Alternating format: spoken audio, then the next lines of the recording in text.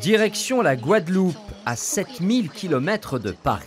La Guadeloupe est un archipel. Plusieurs îles ici et parmi elles la Désirade, connue pour sa quiétude. Cette île de 22 km² vit de la pêche et du tourisme. Elle est la première commune à avoir installé un parc éolien. Et aujourd'hui, elle accueille le Cryosolar, une chambre froide solaire autonome. Une première mondiale, imaginée en Afrique et testée à la Désirade.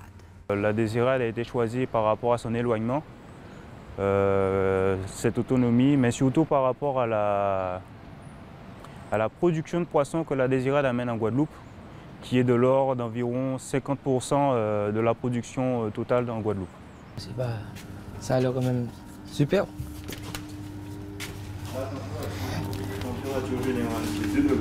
Ah ouais, quand même 2 degrés ici.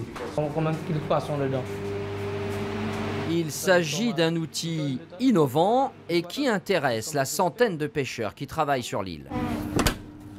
À Désirade, on a surtout des problèmes d'eau. Donc quand on stocke du poisson avec la glace, s'il n'y a pas d'eau, il n'y a pas de glace. Donc c'est vraiment un gros problème à ce niveau. Et puis sinon avec la chambre froide, je pense que ça ira. Parce qu'il y a des moments qu'il y a vraiment trop de poissons et on ne peut pas stocker ce poisson.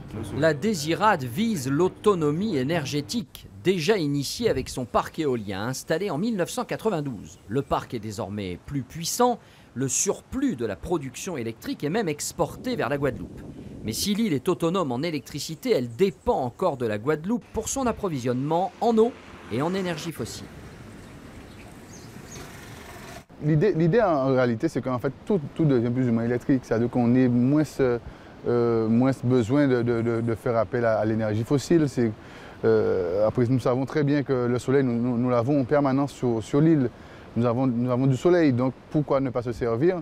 Et une fois que nous avons ce soleil, nous avons l'énergie, donc nous pouvons tout faire fonctionner avec. Des projets importants pour ce petit territoire qui vit en plus une double insularité. L'île espère devenir plus propre et plus attractive pour les touristes avec l'accompagnement de l'ADEME.